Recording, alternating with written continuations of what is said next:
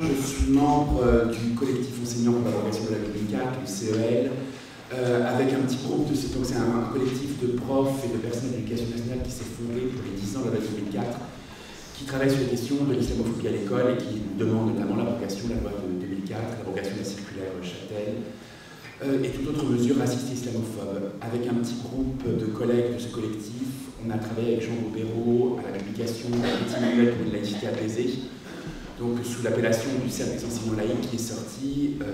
voilà, il y a quelques semaines. On espère que ça puisse donner un autre son de cloche sur les questions de laïcité et d'école. Les témoignages que je vais vous livrer vont confirmer un peu tout ce qu'on a. Donc, pour commencer, puisqu'on vient d'entendre un témoignage individuel extrêmement long, enfin, et bravo pour ma voisine, pour le combat qui est mené du point de vue des enseignants, enfin, en tout cas quand on aime son métier, et quand on aime son métier, les relations avec la famille, c'est absolument indispensable pour la réussite de l'enfant et de l'institution.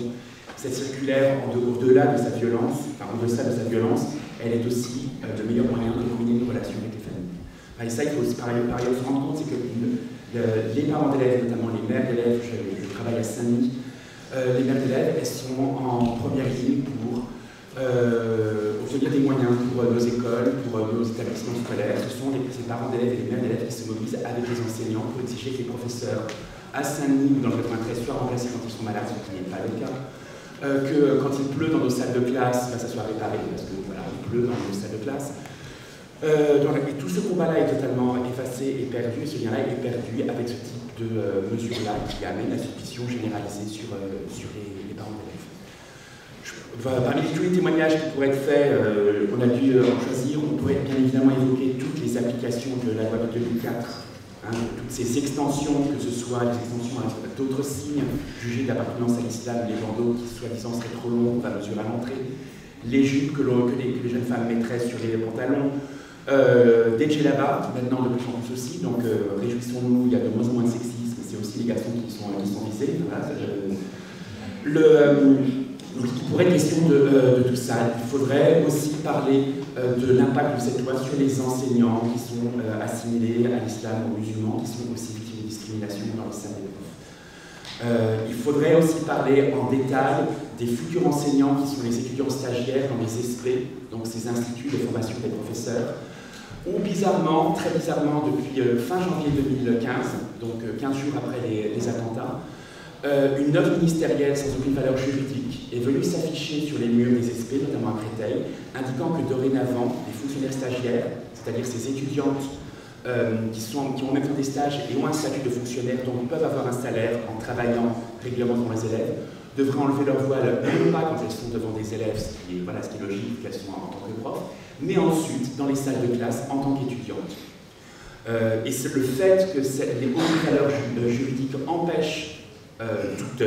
remise en cause au tribunal administratif, au Conseil d'État, mais a une valeur effective sur place, puisqu'elle sert à d'autres collègues ou à des directions pour harceler ces personnes. Résultat des courses, bon nombre de fonctionnaires stagiaires qui portent le voile décident d'arrêter d'être fonctionnaires, d'être simples étudiantes pour passer les concours de recrutement des profs et se privent ainsi d'un revenu, d'un salaire. Donc quand Ismaël Schuller parlait de ce féminisme-là, il faut bien comprendre de quoi on parle en fait. Cette mesure-là précarise des femmes étudiantes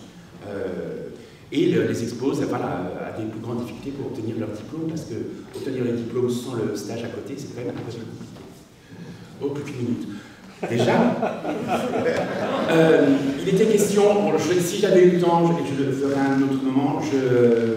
j'aurais bien voulu insister sur d'autres témoignages un peu plus tendres, un peu plus doux, mais qui montrent à quel point chaque situation en classe peut se crisper sur les questions religieuses et à quel point des réflexes professionnels de la part de tout le monde permettent d'éviter les crispations, notamment des sorties scolaires.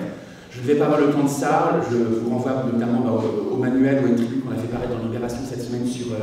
la question. C'est important d'avoir ça aussi en tête aussi, parce que ce bruit de fond constant de crispation sur le religieux, qui pourrait être facilement évité, il contribue à légitimer ensuite des mesures extrêmement violentes. Je voudrais juste dans ce cas terminer par un témoignage qui confirme ce que les chiffres que donnait tout à l'heure Ismaël sur les conceptions de la laïcité jeune, juste après les attentats de novembre dernier. Donc dans le cadre des discussions de la minute de silence, les élèves commencent à discuter en classe, et puis la parole s'échangeait bien sur est-ce que ces terroristes étaient des vrais musulmans.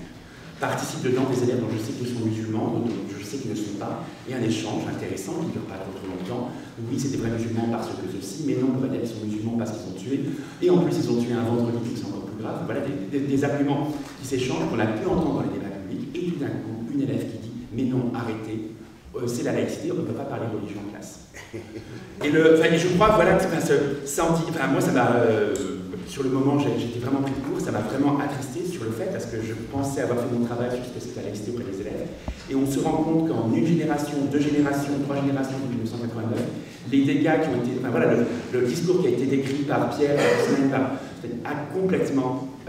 été intériorisé par les premiers concernés, et alors même que la laïcité devrait être une arme pour eux, d'affirmation de la liberté d'expression, et c'est ce qu'on essaie de faire en tant que professeur, on est là pour émanciper les élèves. Elle s'est transformée en outil d'intégration et d'autocensure totale sur tout ce qui peut être